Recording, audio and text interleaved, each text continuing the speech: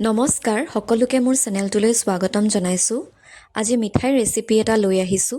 মিঠাইবিধ চুজি আৰু গাখীৰে বনোৱা যদিও অন্য পদ্ধতিৰে বনাইছোঁ, সেইকাৰণে ভিডিঅ'টো শেষলৈকে চাই থাকিব।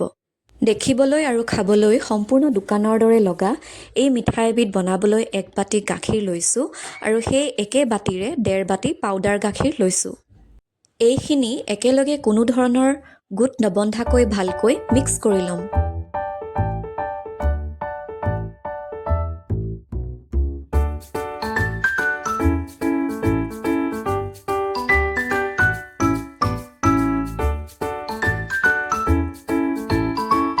এতিয়া কেৰাহী এখন গৰম কৰি গাখীৰখিনি ঢালি দি মিঠাৰ বাবে আধা বাটি গুড় দিছোঁ।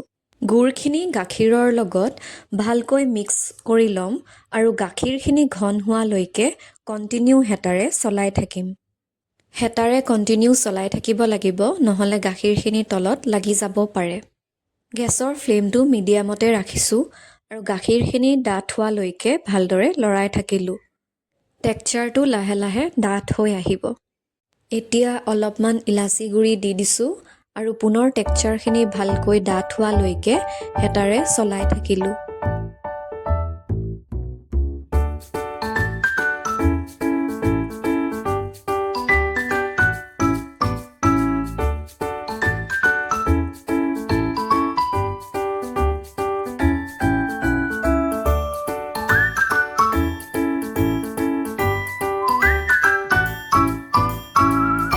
যেতিয়া মিক্সচাৰখিনি ডাঠ হৈ কেৰাহীত লাগি আহিবলৈ ধৰে, তেতিয়া এখন প্লেটত গোটেইখিনি উলিয়াই ল'ম।